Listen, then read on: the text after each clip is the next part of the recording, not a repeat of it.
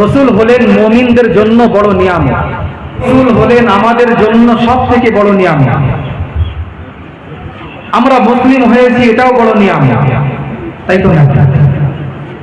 আল্লাহ আমাদেরকে মুমিন বানিয়েছেন, এটাও বড় নিয়ামত। আল্লাহ আমাদের চোখ দিয়েছেন, হাত দিয়েছেন, পা দিয়েছেন, অনেক কিছু দিয়েছেন, সব বলে নিয়ামত।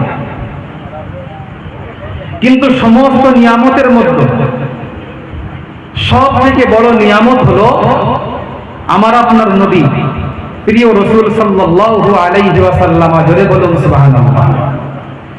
রসুল হলেন আমাদের জন্য সব থেকে বড় নিয়ামত।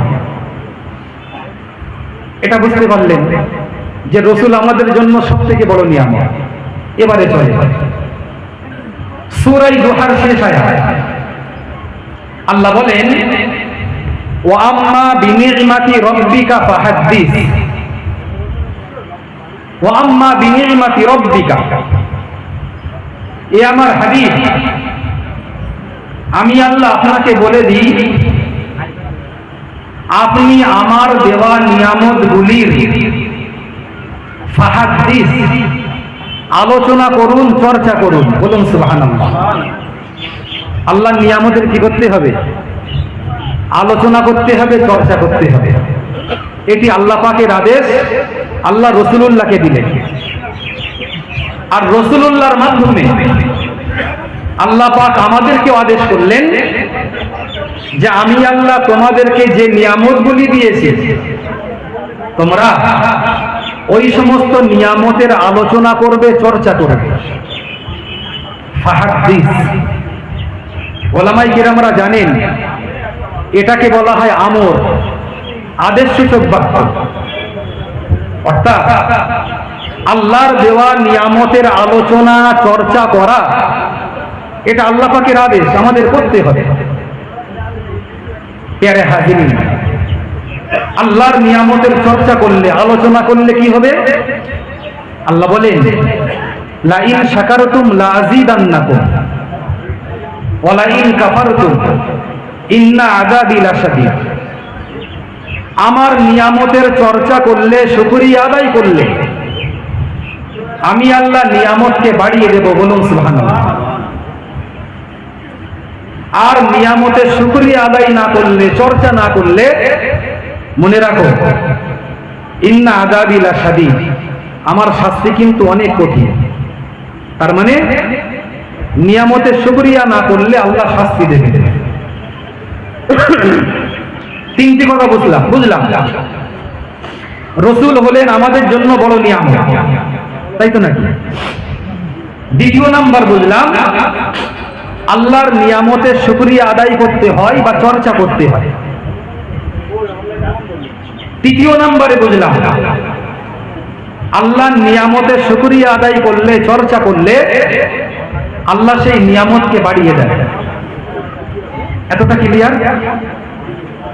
আল্লাহ পাক একটা সুন্দর সুস্থ মজলিস আমাদেরকে দিয়েছেন। সুতরাং একটু গভীর আলোচনা রাখছি, অস্বস্তি হবেন না, একটু ধৈর্য ধারণ করে শুনবেন, ইনশাআল্লাহ আমাদের বুঝে আসবে। প্যারে হাজিরিন, তো আজকের আমরা এখানে তিনটি কথা বুঝলাম। আল্লাহর নিয়ামত, সব থেকে বড় নিয়ামত হলেন রসুলুল্লাহ। দ্বিতীয় নাম্বারে বুঝলাম, আল্লাহর নিয়ামতের চর্চা করা, এটা আল্লাহর আদেশ।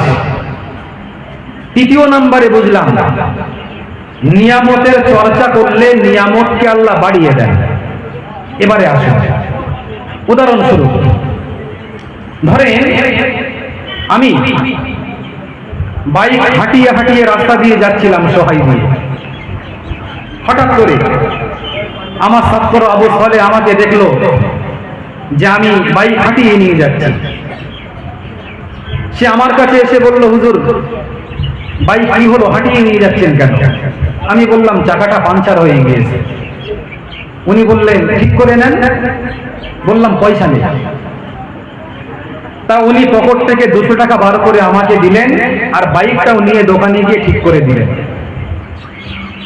এরপরে উনি একটা ইহসান করলেন, দয়া করলেন, অনুগ্রহ করলেন।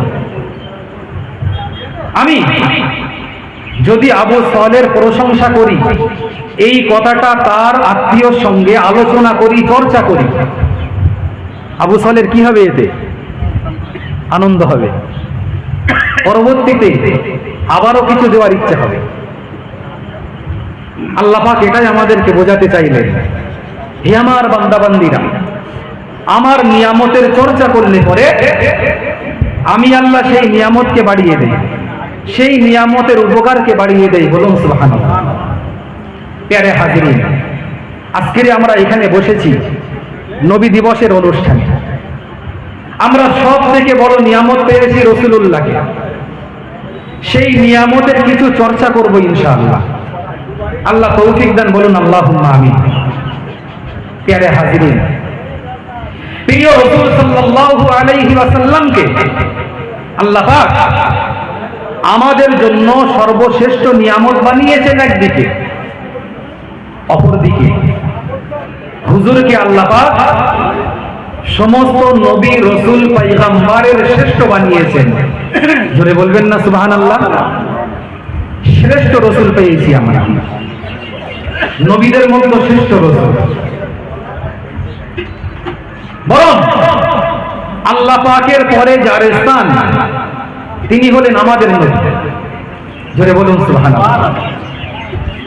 প্রিয় রাসূল সাল্লাল্লাহু আলাইহি ওয়াসাল্লাম তিনি যে শ্রেষ্ঠ ছিলেন, তার কয়েকটা দলিল আপনাদের সামনে দিয়ে আমি আমার আলোচনার দিকে এগিয়ে যাব ইনশাআল্লাহ। প্রথম নাম্বার, হুজুর বলে, আনা খাতামুন নাবিয়্যিন লা নাবিয়্যা বা'দি। বলুন সুবহানাল্লাহ। আনা খাতামুন নাবিয়্যিন, আমি হলাম সমস্ত নবীদের শ্রেষ্ঠ নবী এবং শেষ নবী। বলুন সুবহানাল্লাহ। আমারই দ্বারাই আল্লাহ পাক নবুয়তের সিলসিলায় মোহর লাগিয়ে দিয়েছেন। বলুন সুবহানাল্লাহ। খাতামের মানে হয় মোহর, স্টাম্প। তার মানে এরপরে আর অন্য কোন নবী আসবে না, এখানেই শেষ। আনা খাতামুন নাবিয়্যিন লা নাবিয়্যা বা'দি, আমার পরে অন্য কোন আর নবী আসবে না। নাম্বার 1, এই হাদিস প্রমাণ করে যে রাসূল হলেন সমস্ত রাসূলদের মধ্যে শ্রেষ্ঠ রাসূল, সমস্ত নবীদের মধ্যে শ্রেষ্ঠ রাসূল। দ্বিতীয় নাম্বার, প্রিয় রাসূল বলে, আনা আকরামুল আউয়ালিন ওয়াল আখিরিন আলাল্লাহি তাআলা, আমি হলাম আল্লাহ পাকের আগের এবং পরে, পূর্বের এবং পরে সমস্ত মানুষ, সমস্ত ফেরেশতা, আল্লাহ পাকের সমস্ত মাখলুক, সবার তুলনায় আমি আল্লাহর কাছে সব থেকে বেশি প্রিয়। জোরে বলুন সুবহানাল্লাহ। আনা আকরামুল আউয়ালিন ওয়াল আখিরিন আলাল্লাহি তাআলা। আউয়ালিন মানে পূর্ববর্তী, আখিরিন মানে পরবর্তী। যে সমস্ত নবী রাসূল পয়গম্বর, যে সমস্ত আল্লাহ পাকের ফেরেশতারা এসেছেন, তাদের তুলনায় পরবর্তীতে যত আল্লাহ পাকের প্রিয় বান্দারা আসবেন, সবার তুলনায় আমি রাসূল আল্লাহর কাছে সব থেকে বেশি প্রিয়। জোরে বলুন সুবহানাল্লাহ। এটা প্রমাণ করে যে রাসূল হলেন সর্বশ্রেষ্ঠ মানুষ। নাম্বার 3, প্রিয় রাসূল বলেন, আনা সাইয়্যিদু উলদি আদম ইয়াউমাল কিয়ামা, কিয়ামতের দিনে আমি রাসূল হযরত আদম আলাইহিস সালামের সন্তানের মধ্য থেকে। হুজুর কি বললেন? হযরত আদম আলাইহিস সালামের সন্তানদের মধ্য থেকে আমি হব সবার নেতা। জোরে বলুন সুবহানাল্লাহ। আনা সাইয়্যিদু উলদি আদম ইয়াউমাল কিয়ামা। হযরত নবী নূহ আলাইহিস সালাম, ইব্রাহিম আলাইহিস সালাম, মুসা আলাইহিস সালাম, ঈসা আলাইহিস সালাম, যত নবী রাসূল পয়গম্বর এসেছেন, আমি রাসূল সকলের নেতা হব, সকলের শ্রেষ্ঠ হব। জোরে বলুন সুবহানাল্লাহ। নাম্বার 4, প্রিয় রাসূল সাল্লাল্লাহু আলাইহি ওয়াসাল্লাম বলেন, আনা আউয়ালু মান ইউনশাক্কু আনহুল কবর, আনা আউয়ালু মান, আমি হলাম প্রথম ব্যক্তি, ইউনশাক্কু আনহুল কবর, যে হাসর যখন শুরু হবে, আখিরাত যখন শুরু হবে, হিসাবের জন্য আল্লাহ পাক যখন কিয়ামত সংগঠিত করবেন, ওই সময় প্রথম নম্বরে যিনি কবর থেকে উঠবেন সেই ব্যক্তিটা হব আমি রাসূল। জোরে বলুন সুবহানাল্লাহ। এটা প্রমাণ করে আমাদের নবী হলেন সর্বশ্রেষ্ঠ নবী। প্যারে হাজিরিন, মনে রেখে দিন, জেনে রেখে দিন, প্রিয় রাসূল সাল্লাল্লাহু আলাইহি ওয়াসাল্লাম 5 নম্বরে বললেন, আনা আউয়ালু শাফিঈন ওয়া আনা আউয়ালু মুশাফফাঈন, আমি নবী মুহাম্মদুর রাসূলুল্লাহ সাল্লাল্লাহু আলাইহি ওয়াসাল্লাম, আমি প্রথম নম্বরে আল্লাহর দরবারে সুপারিশ করব, আর আল্লাহ পাক রব্বুল আলামিন প্রথম নম্বরে আমি নবী আমার সুপারিশকে কবুল করবেন। জোরে জোরে বলুন সুবহানাল্লাহ। 5 এবং 6 আমি প্রথম নম্বরে সুপারিশ করব, আমার আগে কোন নবী, রাসূল, পয়গম্বর, আল্লাহর কোন ফেরেশতা, জিবরাইল, মিকাইল, ইসরাফিল, আজরাইল, কেউ আল্লাহর কাছে সুপারিশ করতে পারবে না। আমি প্রথম নম্বরে সুপারিশ করব, এবং প্রথম নম্বরে আমি নবী, আমার সুপারিশ আল্লাহ পাক কবুল করে নেবেন। জোরে বলুন সুবহানাল্লাহ। এগুলি প্রমাণ করে আমাদের নবী হলেন সর্বশ্রেষ্ঠ নবী।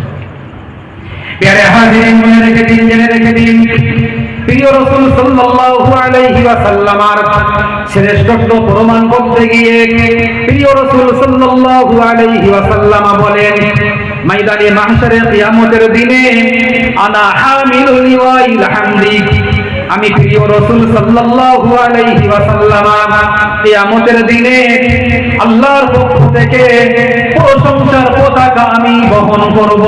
জোরে জোরে বলুন সুবহানাল্লাহ। প্রশংসার পতাকা, অর্থাৎ আল্লাহ পাক প্রশংসার পতাকা কিয়ামতের দিনে একজনকেই দান করবেন, একজনকেই দান করবেন।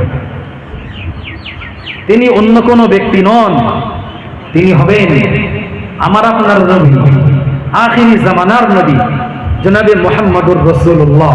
সকলে বলুন সাল্লাল্লাহু আলাইহি ওয়াসাল্লাম। প্রশংসার পতাকা রাসূলুল্লাহ বহন করবে।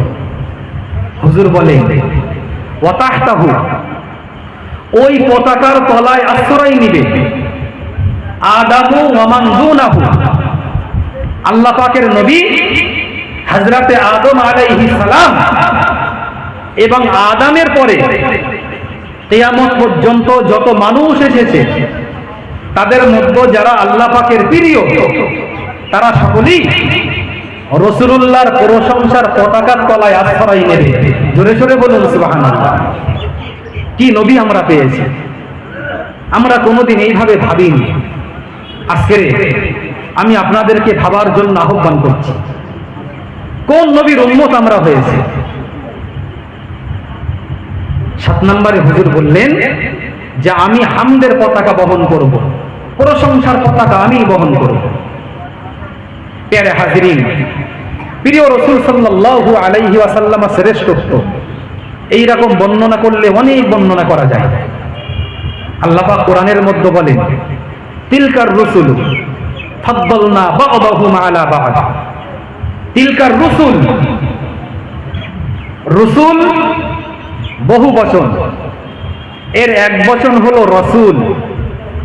আল্লাহ বললেন তিলকার রসুল, আমি অনেক রসুল পাঠিয়েছি, কিন্তু ফাদ্দালনা বা'দাহুম আলা বা'দ, তাদের মধ্য থেকে কোন কোন নবীকে আমি আল্লাহ কোন কোন নবীর উপরে শ্রেষ্ঠত্ব দান করেছি। বলুন সুবহানাল্লাহ। প্রিয় রাসূল সাল্লাল্লাহু আলাইহি ওয়াসাল্লামের সাহাবী হযরত আব্দুল্লাহ ইবনে আব্বাস রাদিয়াল্লাহু তাআলা আনহু বলেন, এই আয়াতের তাফসীর হলো আল্লাহ পাক রব্বুল আলামিন আমার আপনার নবী জনাবে মুহাম্মদুর রাসূলুল্লাহ সাল্লাল্লাহু আলাইহি ওয়াসাল্লামকে অন্য সমস্ত নবী রাসূল পয়গম্বরদের উপরে, অন্য সমস্ত আল্লাহ পাকের নবী রাসূল পয়গম্বরদের উপরে আখিরি জামানার নবীকে আল্লাহ পাক শ্রেষ্ঠত্ব দান করেছেন। জোরে জোরে বলুন সুবহানাল্লাহ। হুজুরকে আল্লাহ কোরআনেও ঘোষণা দিয়ে বললেন, আমি আমার রাসূলকে শ্রেষ্ঠ নবী বানিয়েছি, আমি আমার মুহাম্মদকে রাসূলদের মধ্য থেকে শ্রেষ্ঠ রাসূল করে পাঠিয়েছি। একবার জোরে জোরে বলুন সুবহানাল্লাহ। প্যারে হাজিরিন, এতটা আলোচনায় অনুমান করতে পারলাম, হয়তো পরপর আপনাদেরকে বলতে বললে আমি যে কথাগুলি বললাম হয়তো বলতে পারবেন না।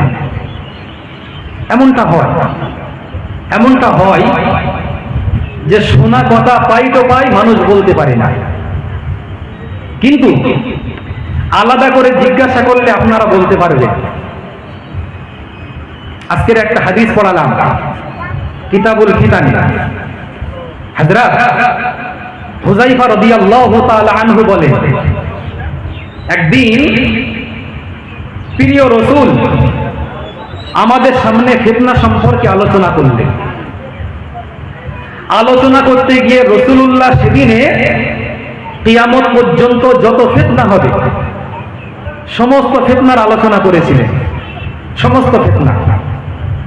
কিন্তু এখন কেউ যদি আমাকে জিজ্ঞাসা করে যে রাসূলুল্লাহ ওদিনে কটা ফিতনা সম্পর্কে আলোচনা করেছিলেন, আমি বলতে পারবো না।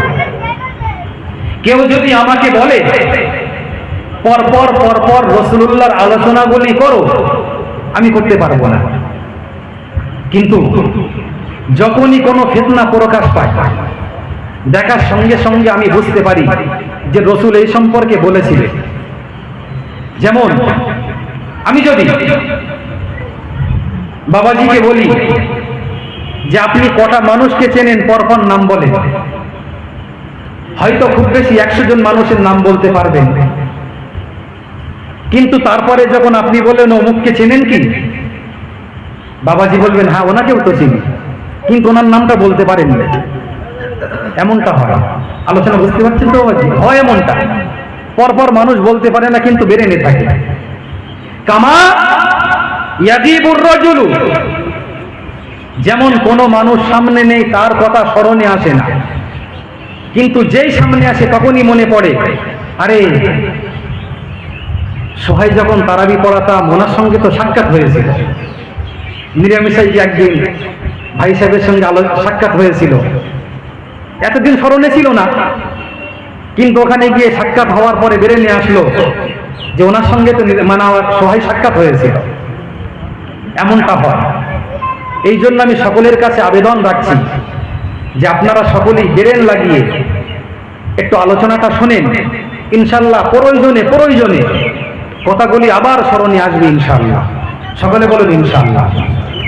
তো যে আলোচনা করছিলাম, যতটা আলোচনা করলাম, এই আলোচনায় আমরা বুঝতে পারলাম আমাদের নবীজি হলেন শ্রেষ্ঠ নবী, তাই তো নাকি? শ্রেষ্ঠ নবী, নবী হলেন আমাদের জন্য সব থেকে বড় নিয়ামত। কোরআনের আয়াত আমাদেরকে শিক্ষা দেয় নিয়ামতের চর্চা করতে হবে, আলোচনা করতে হবে। আমরা তো সেই নিয়ামতের চর্চা করার জন্য বসেছি। এবারে আপনি আসুন, আল্লাহ পাক আমাদেরকে দিলেন শ্রেষ্ঠ রাসূল, কেবলমাত্র শ্রেষ্ঠ রাসূল দেননি, শ্রেষ্ঠ নবী আল্লাহ আমাদেরকে দেননি, বরং মহান আল্লাহ পাক রব্বুল আলামিন আমাদেরকে কি বানিয়েছেন? হযরত ইবনে রজব হাম্বলি রহমাতুল্লাহ আলাইহি বলেন, লাম্মা কানা নবিয়ুল আখির আফদালার রাসূল ওয়া খায়রুল আমবিয়া কানাত উম্মাতুহু আফদালাল উমাম ওয়া খায়রুল উমাম। জোরে জোরে বলুন সুবহানাল্লাহ, আরো জোরে বলুন সুবহানাল্লাহ। ইবনে রজব হাম্বলি একটা কিতাব লিখেছেন লাতাইফুল মাআরিফ। ওই কিতাবে লম্বা আলোচনা করেছেন। আলোচনা করার পরে তিনি বললেন, হে জগতের মানুষ, মনে রেখে দাও, যখন তোমরা এটা বুঝলে প্রিয় রসুল মুহাম্মদুর রাসূলুল্লাহকে আল্লাহ পাক আশরাফুর রসুল বানিয়েছেন, সমস্ত রসুলদের শ্রেষ্ঠ, আল্লাহ পাক সমস্ত আম্বিয়াদের শ্রেষ্ঠ বানিয়েছেন, সঙ্গে এটাও জেনে রেখে দাও কানাত উম্মাতুহু, তার উম্মতেরা হলো আফদলুল উম্মাহ, সমস্ত উম্মতদের মধ্যে শ্রেষ্ঠ উম্মত। জোরে বলুন সুবহানাল্লাহ। তার মানে তারা কারা? আমরা। জোরে বলুন সুবহানাল্লাহ। আল্লাহ পাক প্রিয় রাসূলের ওসিলাতে আমাদেরকে আফদলুল উম্মাম বানিয়েছেন, আশরাফুল উম্মাম বানিয়েছেন, খায়রুল উম্মাম বানিয়েছেন, সমস্ত উম্মতদের মধ্যে শ্রেষ্ঠ উম্মত বানিয়েছেন। আর একবার বলুন সুবহানাল্লাহ। আমরা হলাম শ্রেষ্ঠ উম্মত। মনে মনে আনন্দ হচ্ছে, কিন্তু সঙ্গে এটাও মেনে রাখতে হবে শ্রেষ্ঠদের দায়িত্বও কিন্তু শ্রেষ্ঠ হয়, তাই তো নাকি? যারা বড় তাদের দায়িত্বও কিন্তু বড় বড় হয়। যারা উচ্চ পদে থাকে তাদের কিন্তু উচ্চ পদ অনুপাতে বড় বড় দায়িত্ব পড়ে। সাইকেল থেকে পড়লে কিরকম লাগে? হাত পা কাটবে, হয়তো পায়ে কোথায়ও ছিঁড়ে গেল, হাতে কোথায়ও ছিঁড়ে গেল, কিন্তু বাইক থেকে পড়লে একটু বেশি লাগে। আর ট্রেন থেকে পড়লে কি হবে? আরো লাগবে বেশি। আর প্লেন থেকে পড়লে খবর হবে না। তো মার্তাবা অনুপাতে, স্তর অনুপাতে মানুষের দায়িত্ব এরকম বাড়ে। প্যারে হাজিরিন, আল্লাহ পাক আমাদেরকে শ্রেষ্ঠ উম্মত বানিয়েছে। হযরত নবী মুসা আলাইহিস সালাম, যদিও সনদে কালাম আছে, অনেকে সনদটাকে দুর্বল বলেছেন, তবু একটু বোঝানোর জন্য বলছি। আল্লাহ পাকের নবী হযরতে মুসা আলাইহিস সালাম একদিন আল্লাহকে বললেন, আল্লাহ করাআতু ফিল লাউহি। আওয়াজ ক্লিয়ার হচ্ছে তো বাবাজি? আওয়াজ বুঝতে পাচ্ছেন তো? আল্লাহ, আমি তাওরাতের মধ্যে একটা উম্মত সম্পর্কে পড়েছি যারা আসবে সবার শেষে, কিন্তু পদ মর্যাদায় তারা হবে সবার শ্রেষ্ঠ। আল্লাহ, ওই উম্মতকে আমার উম্মত বানিয়ে দেন, ওই উম্মতকে আমার উম্মত বানিয়ে দেন। আল্লাহ পাক রব্বুল আলামিন হযরত নবী মুসা আলাইহিস সালামকে বলবেন, হে আমার নবী মুসা, তিলকা উম্মাতু আহমদ, ওই উম্মত তোমার উম্মত হবে না, ওই উম্মতকে আমি আল্লাহ পাক রব্বুল আলামিন আহমদের উম্মত হিসাবে চয়ন করে রেখেছি। জোরে জোরে বলুন সুবহানাল্লাহ। আহমদ কে? আহমদ হলেন আমাদের নবী। প্রিয় রসুলের নাম আগের নবীরা আহমদ বলে ডাকতেন, আর পরবর্তীতে রাসূলুল্লাহর জন্মের পরে মুহাম্মদ নামকরণ করা হয়েছে। নবী মুসা আলাইহিস সালাম তাওরাতে পড়লেন, একটা উম্মত যারা আসবে সবার পরে, কিন্তু পদ মর্যাদায় হবে সবার শ্রেষ্ঠ, আর সেই উম্মত হলো আমরা, আখিরি জামানার নবীর উম্মত। আল্লাহ পাকের নবী হযরতে মুসা আলাইহিস সালাম দ্বিতীয় নম্বরে বললেন, হে আমার পরম করুণাময় দয়ালু আল্লাহ, করাআতু ফিল লাউহি, তাওরাতের মধ্যে পড়লাম একটা উম্মত সম্পর্কে, তারা যখন আপনার দরবারে দোয়া করবে সঙ্গে সঙ্গে আপনি তাদের দোয়াকে কবুল করে নেবেন। হে আমার পরম করুণাময় দয়ালু আল্লাহ, ওই উম্মতটাকে আমার উম্মত বানিয়ে দেন। আল্লাহ পাক রব্বুল আলামিন বলবেন, হে আমার নবী মুসা, তিলকা উম্মাতু আহমদ, ওটা হলো আহমদের উম্মত, ওরা তোমার উম্মত হবে না। জোরে জোরে বলুন সুবহানাল্লাহ। আহমদের উম্মত, যারা দোয়া করলে আল্লাহ পাক কবুল করে নেবেন। লম্বা আলোচনা, আমি সেদিকে যাচ্ছি না। উম্মতে মুহাম্মাদীর দোয়া তুলনামূলক অন্যান্য উম্মতদের তুলনায় আল্লাহ পাক বেশি কবুল করে থাকেন। জোরে বলুন সুবহানাল্লাহ। আপনি চোখ বুজিয়ে দেখলে অনুমান করতে পারবেন আপনার জীবনের কত দোয়া আল্লাহ পাক কবুল করেছেন, কত দোয়া অনুমান করতে পারবেন।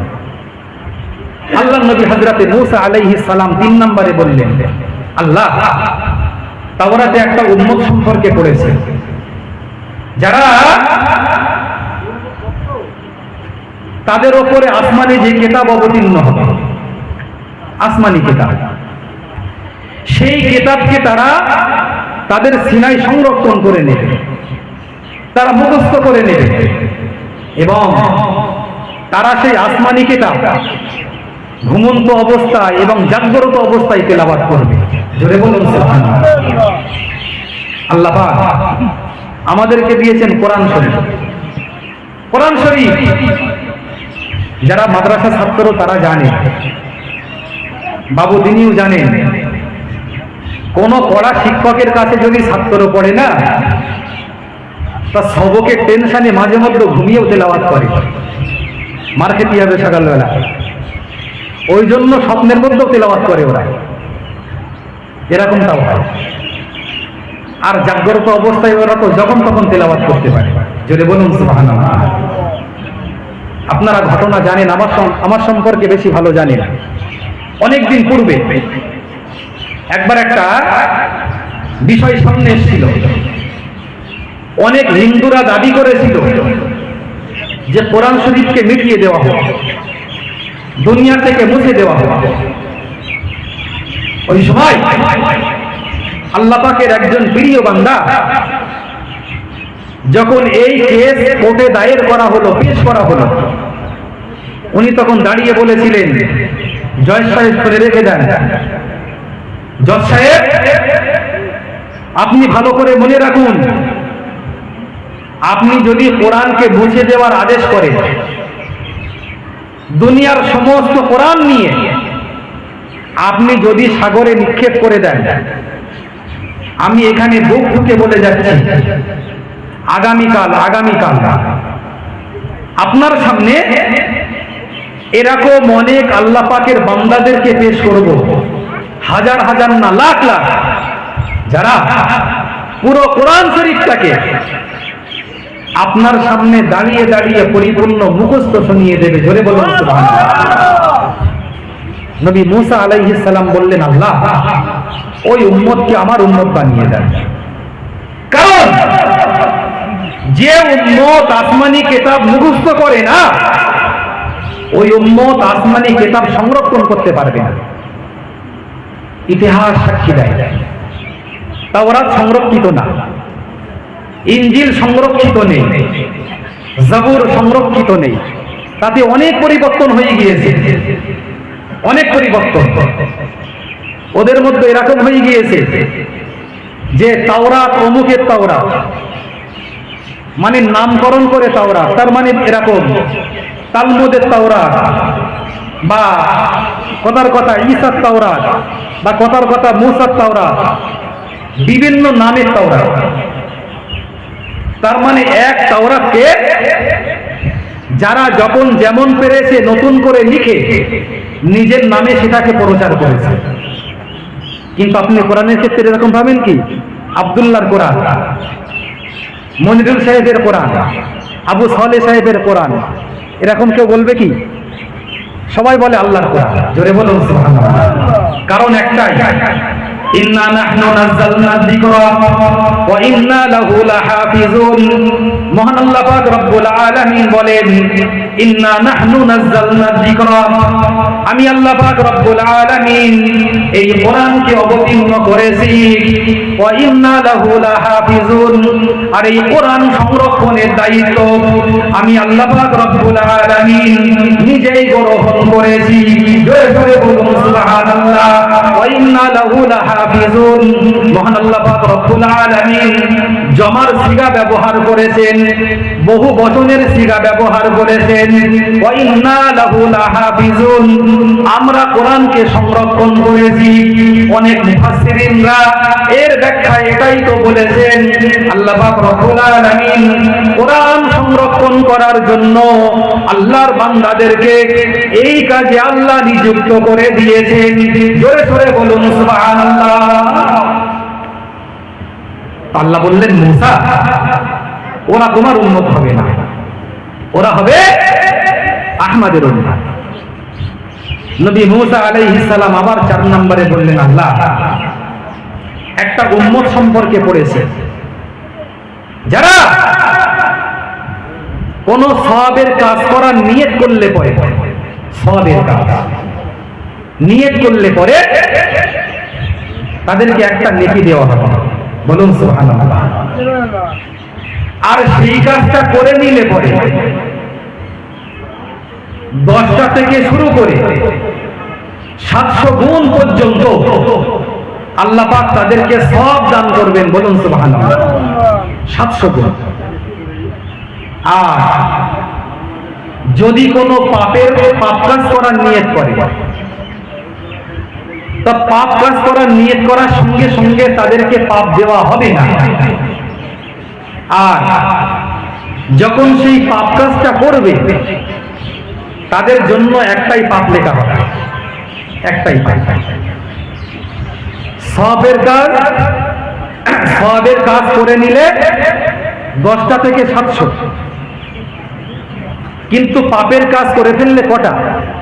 একটাই হবে। শ্রেষ্ঠ উম্মত। নবী মুসা আলাইহিস সালাম বললেন, আল্লাহ ওই উম্মতকে আমার উম্মত বানিয়ে দেন, যারা পাপের নিয়ত করলেই পাপ হবে না যত সময় না পর্যন্ত পাপের কাজটা করবে, কিন্তু সওয়াবের নিয়ত করলে সওয়াব লেখা হবে। আর সওয়াবের কাজ করলে 10টা থেকে 700 পর্যন্ত।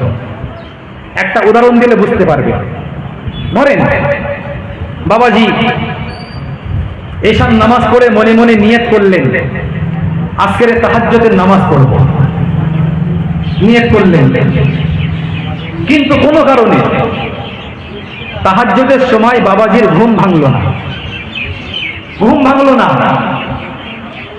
নিয়ত করে শুয়েছিলেন তাহাজ্জুদ পড়বেন, ঘুম না ভাঙার কারণে তাহাজ্জুদ পড়তে পারলেন না।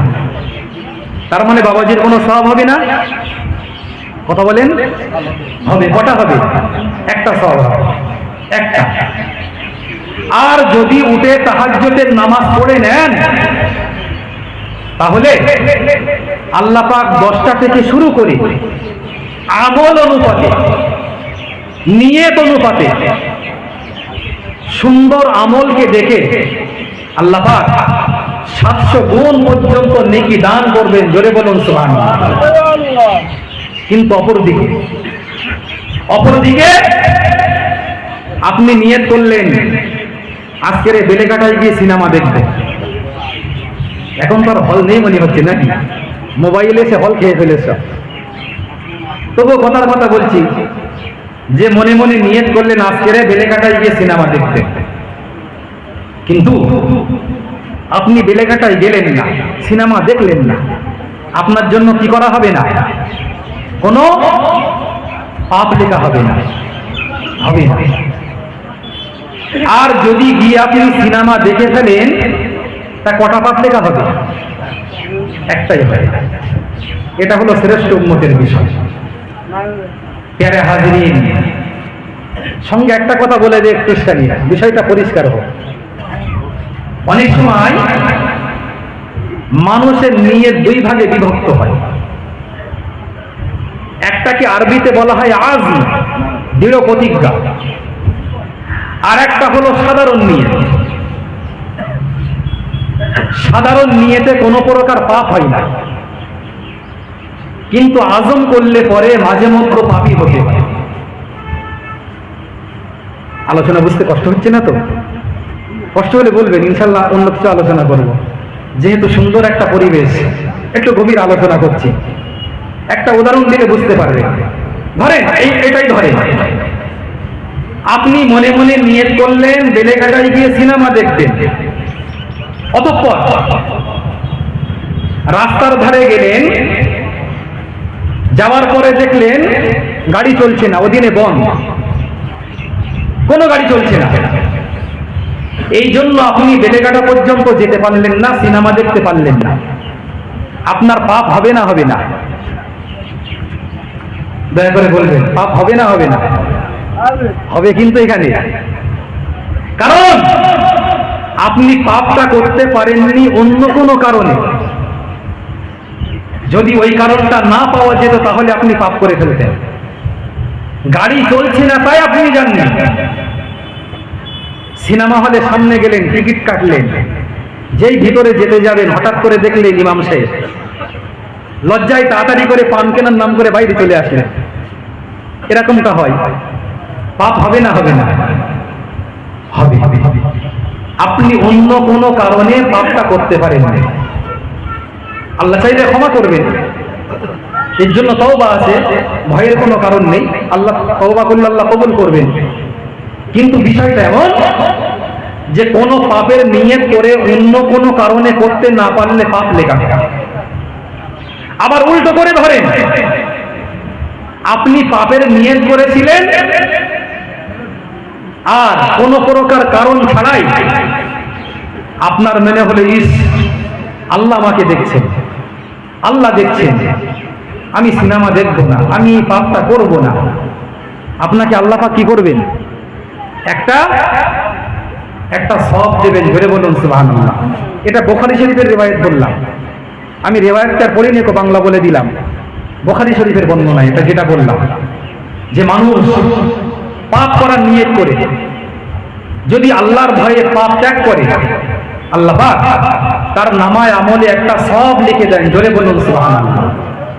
প্যারে হাজিরিন, লম্বা ওয়াকিয়া, হাদিস শরীফ আপনারা শুনে থাকবেন, একটু স্মরণ করিয়ে দেওয়ার জন্য বলছি। প্রিয় রাসূল বলেন, মুসলিম শরীফের বর্ণনা, একদা তিনজন মানুষ, তিন বন্ধু সফরে বার হলো। রাস্তায় যেতে যেতে যেতে যেতে একটা পাহাড়ের কাছে যখন পৌঁছেছে, হঠাৎ করে বৃষ্টি। তিন বন্ধু বৃষ্টি থেকে বাঁচার জন্য ওই পাহাড়ের গুহায় আশ্রয় নিল। ঠিক ওই সময় পাহাড়ের ওপর থেকে একটা পাথর গড়িয়ে এসে গুহার মুখটা আটকে দিল। একেবারে পরিপূর্ণ প্যাক, মোবাইল নেই, কিচ্ছু নেই, বাইরের লোকের সঙ্গে যোগাযোগ নেই, কঠিন অবস্থা, বাইরে সূর্য দেখতে পাচ্ছে না। গুহার মধ্যে তিন বন্ধু আটকে পড়েছে। হাদিস শরীফ, মুসলিমের বর্ণনা, সহিহ হাদিস। প্রিয় রাসূল বলেন, এই সময় তিন বন্ধু একেবারে নিরাশ হয়ে গিয়ে একে অপরকে বলল, আজকে আমাদের কেউ বাঁচাতে পারবে না আল্লাহ ছাড়া। সুতরাং জীবনের উত্তম আমলকে স্মরণ করে আল্লাহর কাছে দোয়া করো। যদি উত্তম আমল, প্রিয় আমলের ওসিলাতে আল্লাহ চান, এই পাথরটাকে আমাদের কাছ থেকে আল্লাহ সরিয়ে দেবেন। প্রথম বন্ধু দোয়া করলো, আল্লাহ আপনি জানেন আমার পিতামাতা বার্ধক্যে পৌঁছে গিয়েছিল, তাদের বয়স হয়ে গিয়েছিল, বুড়ো হয়ে গিয়েছিল, আর আমি তাদের জন্য ছাগল চড়াতাম। আমার অভ্যাস ছিল সন্ধ্যাবেলা ছাগল চড়িয়ে এনে তার দুধ দহন করে প্রথম নম্বরে পিতামাতাকে পান করিয়ে তারপরে বাচ্চাদেরকে পান করানো। আল্লাহ আপনি জানেন একদিন না আনি ছাগলের খাবারের সন্ধান আমাকে অনেক দূর নিয়ে গিয়েছিল, আশেপাশে খাবার ছিল না। আমার ফিরতে রাত হয়ে গেল।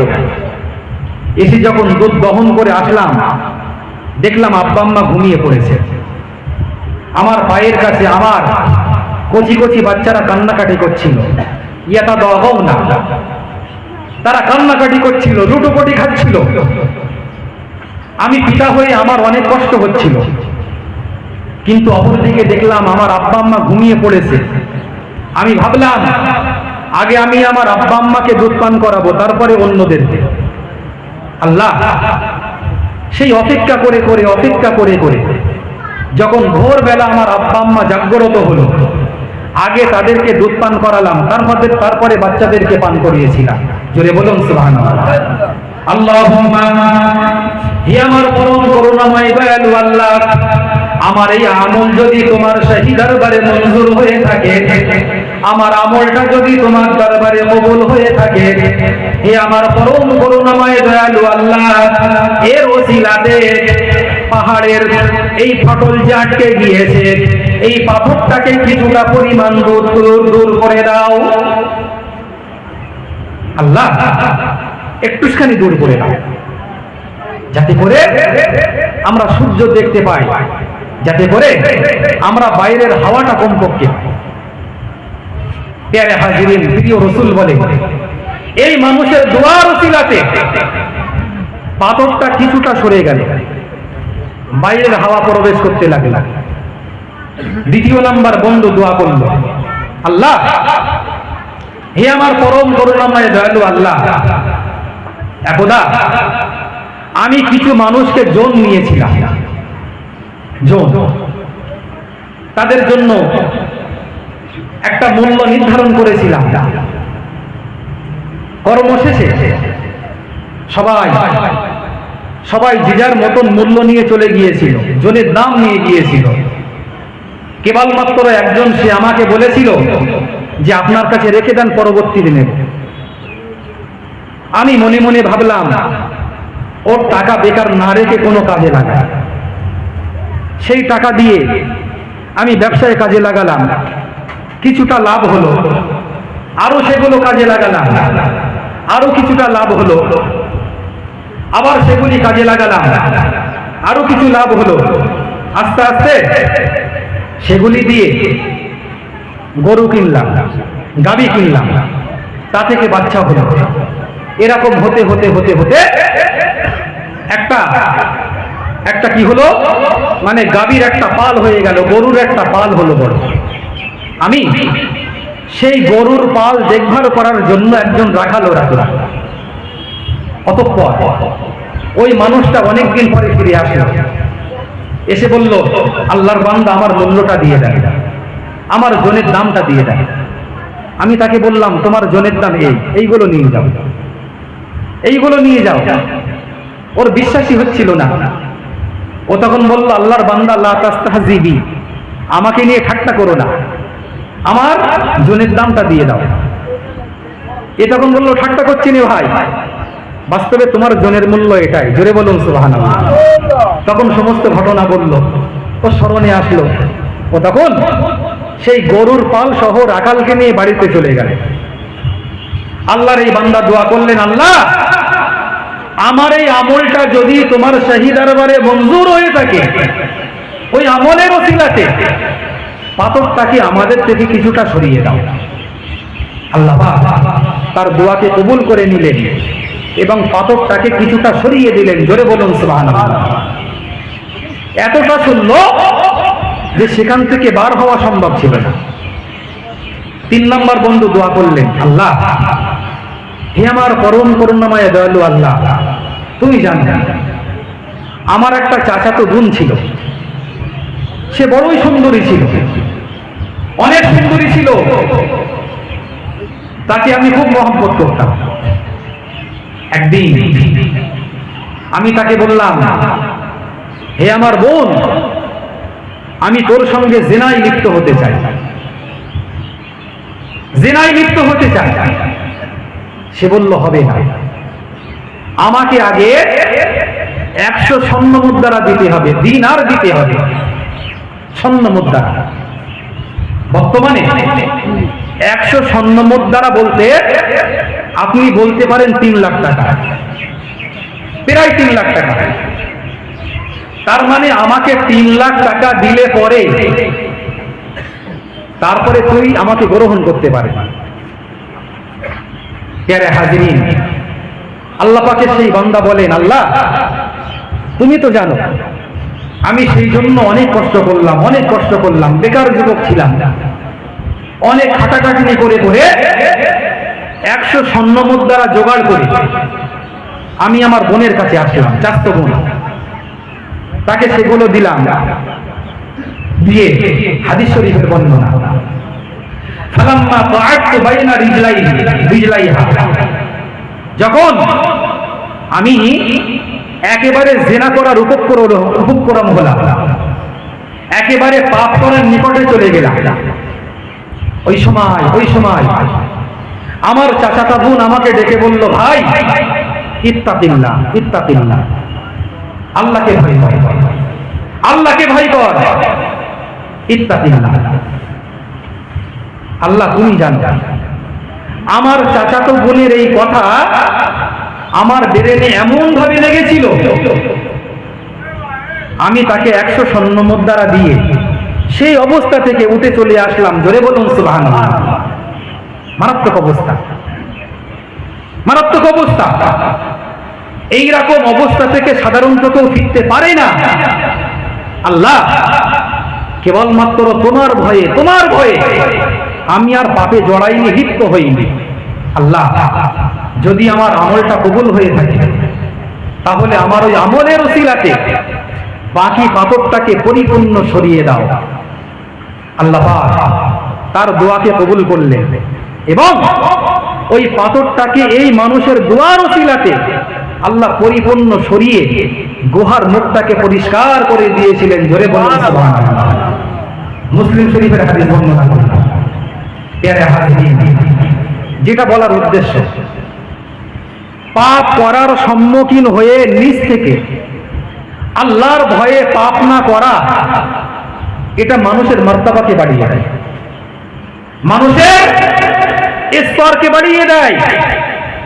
সাধারণ থেকে আল্লাহ তাকে ওলি বান্দা বানিয়ে নেন। জোরে বলুন সুবহানাল্লাহ। একটা পাপ, যে পাপ আল্লাহর ভয়ে ত্যাগ করেছেন, ওই পাপ ত্যাগ করার কারণে আল্লাহ পাক অনেক মানুষকে নিজের উচ্চ উচ্চ ওলিদের খাতায় নাম লিখিয়ে নিয়েছেন। জোরে বলুন সুবহানাল্লাহ। অনেক ঘটনা আছে, আমি সেদিকে যাচ্ছি না। আমি যে আলোচনা করছিলাম, আল্লাহ পাকের নবী মুসা আলাইহিস সালাম, মনে আছে তো? আল্লাহকে বলেছিলেন, আল্লাহ একটা উম্মত সম্পর্কে পড়লাম, যারা এরকম এরকম করবে তাদেরকে আমার উম্মত বানিয়ে দেন। আল্লাহ বললেন, হবে না, তিলকা উম্মাতু আহমদ, ওরা হলো আমার আখিরি জামানার নবী আহমদের উম্মত। জোরে বলুন সুবহানাল্লাহ। অনেকগুলো কথা বলেছিলেন, অনেকগুলো কথা। শেষে একটা কথা বলেছিলেন, আল্লাহ একটা উম্মত সম্পর্কে বললাম, যাদের জন্য আপনি পুরো দুনিয়াটাকে মসজিদ বানিয়েছেন, পুরো দুনিয়া।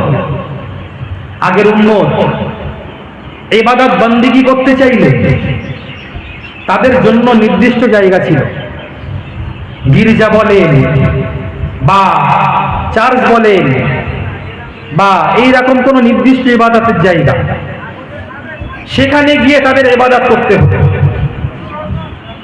কিন্তু আখিরি জামানার নবীর উম্মতের জন্য আল্লাহ পাক পুরো দুনিয়াটাকে মসজিদ বানিয়েছেন। বলুন সুবহানাল্লাহ। আপনি মাঠে গেলেন, ফুল ছোঁয়াচ্ছিলেন বা পটল তুলছিলেন, হঠাৎ করে সেখানে মাগরিবের সময় হয়ে গেল, দৌড়ে আসলে মসজিদে এসে জমাত ধরতে পারবেন না। আপনি তখন ইচ্ছা করলে পরে ওই মাটি যদি নামাজ পড়ে নেন, কোনো কাপড় বিছাতে হবে না, কিচ্ছু করতে হবে না, একদম মাটির ওপরে আপনি নামাজ পড়লে আপনার নামাজ আদায় হয়ে যাবে। জোরে বলুন সুবহানাল্লাহ। এটা আখিরি জামানার নবীর উম্মতের ফেসালিটি, অন্য উম্মতদেরকে দেওয়া হয়। আপনি হ্যাঁ, এতটা শর্ত আছে, সেখানে যেন প্রকাশ্য নাপাকি দেখতে না পাওয়া যায়। সেখানে দেখলেন যে পায়খানা পড়ে আছে, শুকনো পায়খানা, গোবর পড়ে আছে, সেখানে নামাজ পড়বেন না। ওই জায়গা ছেড়ে দিয়ে একটু দূরে নামাজ পড়তে পারবেন, কোনো অসুবিধা নেই, নামাজ পড়তে পারবেন।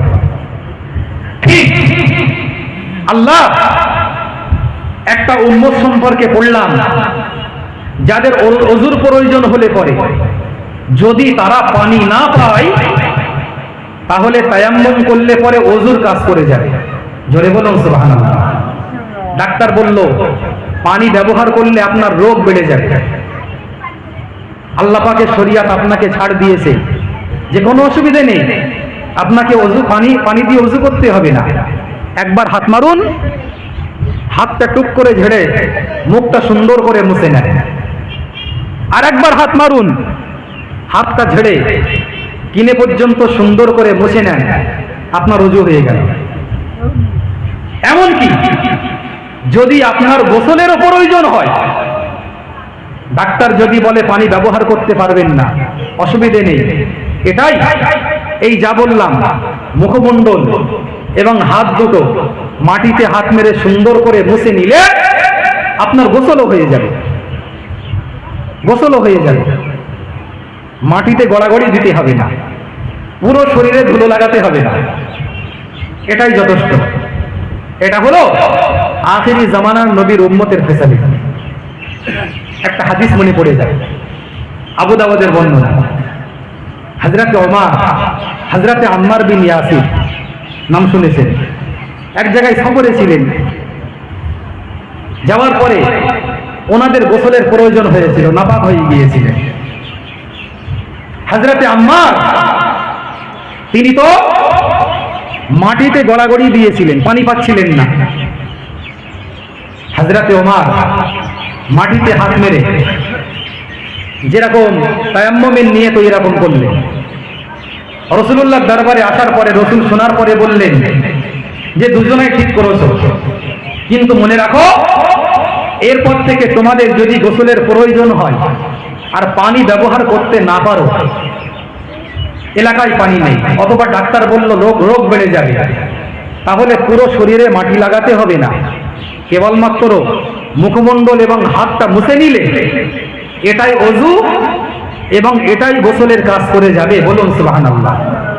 এতে আপনি কোরআন তেলাওয়াত করতে পারবেন, নামাজ পড়তে পারবেন, সবকিছু করতে পারবেন।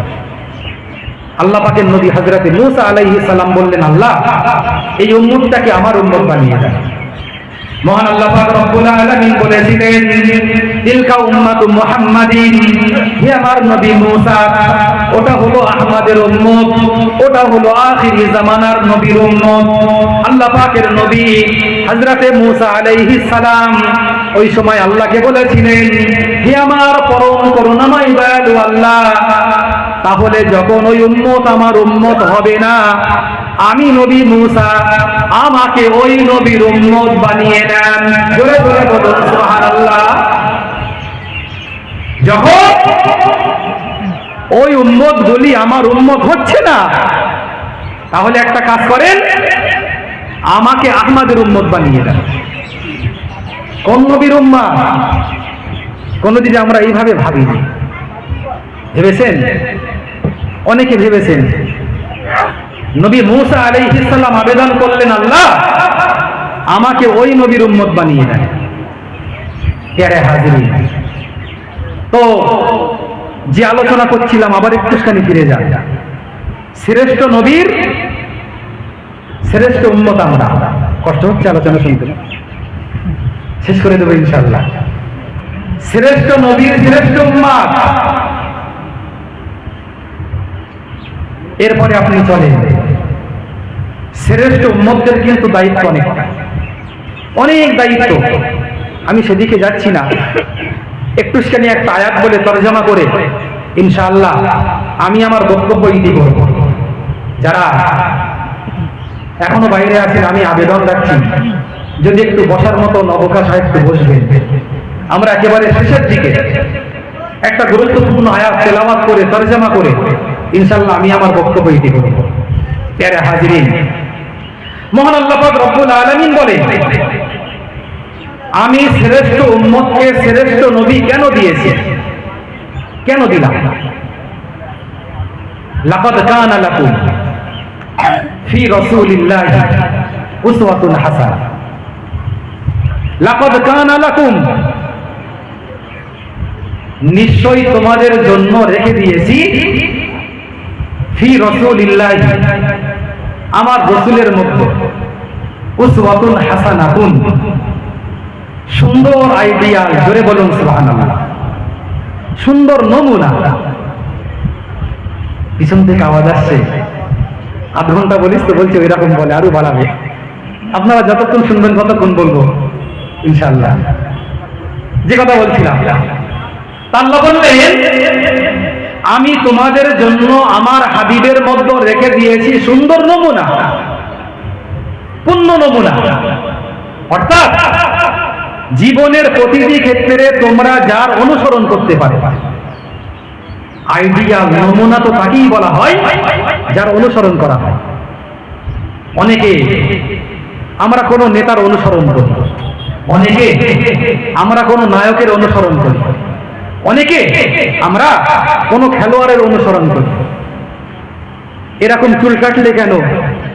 সে বলল অমুক নায়কের এরকম চুলটায়। আরে এরকম পোশাক কেন আজকে রে তোমার? বলল অমুক নায়িকা এরকম পোশাক পরে তাই এরকম করেছে। আরে তোমার চুল দেখলাম মাঝখানে খানিকটা এদিকে কাটা, আবার এদিকে খানিকটা এরকম কেন? ও বলল বিশ্বকাপের একজনকে খেলোয়াড় ছিল ব্রাজিলের মনে হচ্ছে, সে নাকি এরকম চুল কেটেছিল। বলল ওর মতন চুল কেটেছি। আমার নওজওয়ান যুবক ভাইরা তারা আইডিয়াল বানাচ্ছে একজন খেলোয়াড়কে, একজন নায়ককে, একজন নায়িকাকে। কি একটা আইডিয়াল শুরু হলো, খেলোয়াড়রা হাতে বালা পরা শুরু করলো, নওজওয়ান যুবক ভাইরা তারাও হাতে বালা পরা শুরু করলো। হালাকে আমাদের জন্য পরিপূর্ণ সুন্দর নমুনা প্রিয় রাসূল সাল্লাল্লাহু আলাইহি ওয়াসাল্লাম। আমরা সেই রসুলের আইডিয়াল, রসুলুল্লাহর নমুনাকে গ্রহণ না করে অন্য কাউকে নমুনা হিসাবে গ্রহণ করছি। প্রিয় রাসূল সাল্লাল্লাহু আলাইহি ওয়াসাল্লাম হাদিস পাকের মধ্যে বলে, নাহা রাসূলুল্লাহ সাল্লাল্লাহু আলাইহি ওয়াসাল্লাম আনিল গাদাই।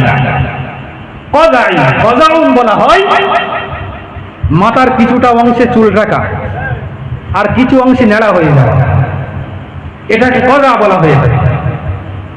হুজুর এটা করতে নিষেধ করেছেন। অর্থাৎ আমার মাথায় কিছু চুল থাকবে খানিকটা নেড়া, আবার এদিকে চুল, রাসূলুল্লাহ এটা নিষেধ করেছেন। প্যারে হাজিরিন, এবারে আপনি আসুন, প্রিয় রাসূলকে আল্লাহ পাক আমাদের জন্য পূর্ণ নমুনা আইডিয়াল কেন বানিয়েছেন, এটা বলে আমি আমার বক্তব্য ইতি করব ইনশাআল্লাহ। জানেন রসুলকে আমরা নমুনা কেন বানাবো? কেন বানাবো প্রশ্ন হয় না? আলোচনা বুঝতে পারছেন তো? রসুলকে কেন নমুনা বানাবো? প্রথম নাম্বার জবাব আল্লাহ পাক বলেছেন, তাই সব থেকে সুন্দর জবাব আল্লাহ পাকের ঘোষণা যে আমার নবীকে তোমরা আইডিয়াল বানাও, নমুনা বানাও। ঠিক আছে, প্রথম নাম্বার জবাব হলো আল্লাহ বলেছেন তাই। দ্বিতীয় নাম্বার জবাব, যেটা সুন্দর জবাব ওলামারা দিয়েছে, যে প্রিয় রসুল আমাদের জন্য পূর্ণ নমুনা এই জন্য যে রসুল জীবনে যা কিছু বলেছেন সুযোগ যখন হয়েছে রসুল তার উপরে আমলও করে নিয়েছেন। জোরে বলুন সুবহানাল্লাহ। আরেকবার পরিষ্কার করেন যে রসুলুল্লাহ আমাদের জন্য পূর্ণ আইডিয়াল। কেন আমরা রসুলুল্লাহর অনুসরণ করব, অন্য কাউকে কেন করব না? দ্বিতীয় নাম্বার জবাব, যে রসুল যেটা বলতেন সেই অনুপাতে রসুল আমলও করতেন। জোরে বলুন সুবহানাল্লাহ। যেটা বলতেন সেই অনুপাতে আমল করতেন। হ্যাঁ, যে সমস্ত বিষয়ে আমল করার সুযোগ হয়নি ওই সমস্ত বিষয়ে রসুলুল্লাহ আমল করতে পারেননি। যেমন উদাহরণস্বরূপ রসুলুল্লাহ মায়ের সেবা করতে পারেননি, কিন্তু মায়ের সেবা করার জন্য রসুলুল্লাহ হাদিস শরীফে অনেক হাদিস বলেছেন। হুজুর বলেছেন, রিদার রব্বি ফি রিদাল ওয়ালিদি ওয়া সাখাতুর রব্বি ফি সাখাতিল ওয়ালিদি। হুজুর বলেন পিতামাতার সন্তুষ্টিতে আল্লাহর সন্তুষ্টি, আর পিতামাতার অসন্তুষ্টিতে আল্লাহ পাকের অসন্তুষ্টি। জোরে বলুন সুবহানাল্লাহ। হুজুর বলেছেন, কিন্তু রাসূলুল্লাহ কোনদিন মায়ের সেবা করে বাস্তবে দেখাতে পারেন না। দেখাবেন কি করে? বাচ্চাবেলায় মাকে হারিয়েছে। রাসূলুল্লাহ পিতার সেবা করে দেখাতে পারেন না। দেখাবেন কি করে? মায়ের পেটে থাকতেই দুনিয়া থেকে বিদায় নিয়েছেন। কিন্তু অপরদিকে আপনি মিলিয়ে নেন, যে সমস্ত বিষয়গুলি রাসূলুল্লাহর পক্ষে করা সম্ভব ছিল, রাসূল মুখেও বলেছেন, আমল করেও দেখিয়েছেন। জোরে বলুন সুবহানাল্লাহ। একটা উদাহরণ দিই। হুজুর হযরত ওমর ফারুক রাদিয়াল্লাহু তাআলা আনহুর হাদিস, তিনি বলেন, প্রিয় রাসূল সাল্লাল্লাহু আলাইহি ওয়াসাল্লাম বলেছেন, যখন কোনো মানুষ নতুন কোনো কাপড় কিনবে এবং নতুন কাপড় পরিধান করার সময় এই দোয়া পড়বে, আলহামদুলিল্লাহিল্লাযী, প্রশংসা সেই আল্লাহ যিনি কাসানি, এই পোশাকটা আমাকে পরিধান করিয়েছে, ওয়া উওয়ারি বিহি, যে পোশাকের দ্বারাই আমি আমার গুপ্তাঙ্গকে হেফাজত করতে পারি, ঢাকতে পারি, ওয়া আতাজাম্মালু বিহি, এবং যেটা পরিধান করে লোকের কাছে আমি সৌন্দর্যতা প্রকাশ করি। এই দোয়া বলবে, আর সঙ্গে নিজের পুরাতন জামাটা, কাপড়টা কোনো গরিবকে দান করে দেবে। হুজুর বলেছেন, ওই লোকটা ফি হিফজিল্লাহ অফি কানাফিল্লাহ, ওই লোকটা আল্লাহ পাকের দায়িত্বে চলে যান। জোরে বলুন সুবহানাল্লাহ। আল্লাহ পাক ওই মানুষটাকে হেফাজত করে, আল্লাহ পাক ওই মানুষটাকে আখিরাতে জাহান্নামের আগুন থেকে বাঁচিয়ে নেবেন। জোরে বলুন সুবহানাল্লাহ। হুজুর কি শিক্ষা দিলেন? একটা নতুন জামা কিনলে পুরাতনটা দান করে দাও। রাসূলুল্লাহ মুখে বললেন এটা। এবারে আপনি দেখেন রাসূলুল্লাহ কি বলেন। আম্মা জান আয়েশা সিদ্দিকা রাদিয়াল্লাহু তাআলা আনহা বলেন, কানা নবী সাল্লাল্লাহু আলাইহি ওয়াসাল্লাম লা ইয়াসুব্বু আহাদান ওয়া লা ইউতবা লাহু সাওবুন। প্রিয় রাসূল সাল্লাল্লাহু আলাইহি ওয়াসাল্লাম জীবনে কোনোদিন কোনো মানুষকে গালি দেননি। জোরে বলুন সুবহানাল্লাহ। দ্বিতীয় নম্বরে বললেন, ওয়ালা ইউতবা লাহু সাওবুন। প্রিয় রাসূল সাল্লাল্লাহু আলাইহি ওয়াসাল্লাম কোন জামা ভাঁজ করে রাখা হতো না। জামা ভাঁজ করে রাখা হতো না। মুহাদ্দিসিনরা বর্ণনা দিয়েছে, এর ব্যাখ্যা হলো এটাই যে রাসূলুল্লাহর জামা ভাঁজ করে রাখার মতন অবকাশ হতো না, সেরকম জামা ছিল না। একটা দুটো তিনটে যা হতো ও এমনি টাঙিয়ে রাখলে মিটে যেত। রাসূলুল্লাহর কাছে অনেক জামা জমা হতো না। তা হুজুর যেটা মুখে বললেন তার উপরে আমল করিয়েও দেখালেন যে নতুন জামা কিছু পেলে পুরাতনটা দান করে দেয়। জোরে বলুন সুবহানাল্লাহ। বুঝতে পেরেছি তো? আর একটা বলে শেষ করছি ইনশাআল্লাহ। প্রিয় রাসূল হাদিসের মধ্যে জানিয়েছে, লা তাগদাব, লা তাগদাব, রাগ করো না। আহসিন ইলা মান আসা ইলাইকা, যারা তোমার সঙ্গে দুর্ব্যবহার করবে তুমি তাদের সঙ্গে উত্তম ব্যবহার করো। জোরে বলুন সুবহানাল্লাহ। আহসিন ইলা মান আসা ইলাইকা, যারা তোমার সঙ্গে দুর্ব্যবহার করবে তুমি তাদের সঙ্গে উত্তম ব্যবহার করো। ওয়াফু ওয়াসফা, তাদেরকে ক্ষমা করে দাও। হুজুর মুখে বললেন এটা। এবারে আপনি রাসূলুল্লাহর জীবনী মিলিয়ে নেন, জীবনী মিলিয়ে নেন। তিরমিজি শরীফের রিওয়ায়াত, তিরমিজি শরীফের বর্ণনাতে আম্মা জান আয়েশা সিদ্দিকা রাদিয়াল্লাহু তাআলা আনহা বলেন, লাম ইয়াকুন রাসূলুল্লাহ সাল্লাল্লাহু আলাইহি ওয়াসাল্লাম ফাহিশান ওয়ালা মুতাফাহিশান। প্রিয় রাসূল সাল্লাল্লাহু আলাইহি ওয়াসাল্লাম তিনি অশ্লীল ভাষী ছিলেন না, সেই সঙ্গে সঙ্গে অন্য কোন মানুষের অশ্লীল ভাষা রাসূলুল্লাহ বর্ণনা করেও বর্ণনা করতেন না। পরিষ্কার করে আম্মাজান বলেন রাসূলুল্লাহ অশ্লীল ভাষী ছিলেন না এবং ওয়ালা মুতাফাশশিশান, কেউ খারাপ কথা বললে তারটা নকল করে অন্যের সঙ্গেও বলতেন না। একটু পরিষ্কার করার জন্যই বলছি, তার মানে আমি নিজেও বয়াকার ফয়াকার দেই না। ওই সঙ্গে বাজারের কেউ যদি বয়াকার ফয়াকার দিয়ে কথা বলে, আমি আপনার সঙ্গে তার আলোচনা করতে গিয়ে বলি না যে অমুক না বয়াকার ফয়াকার দেয়, এটাও বললাম না। এটা হলো মুতাফাহিশা। প্রিয় রাসূল এক কথায় জবানে খারাপ কথা আনতেন না।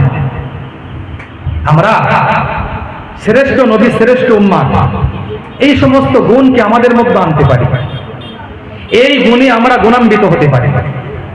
দ্বিতীয় নাম্বার, ওয়ালা সাখাবান ফিল আসওয়াক, এটা আমাদের জন্য, আমাদের সকলের জন্য। খেয়াল করে শুনে, ওয়ালা সাখাবান ফিল আসওয়াক, প্রিয় রাসূল বাজারে গিয়ে শোর হাঙ্গামা করতেন না, চেঁচামেচি করতেন না, জোরে কথা বলতেন না। ওয়ালা সাখাবান ফিল আসওয়াক, আমরা রাসূলুল্লাহর এই গুণটা গ্রহণ করতে পারি যে আমরা বাজারে বেশি চেঁচামেচি করব না, ভদ্রতার পরিচয় দেব, নম্রতার পরিচয় দেব।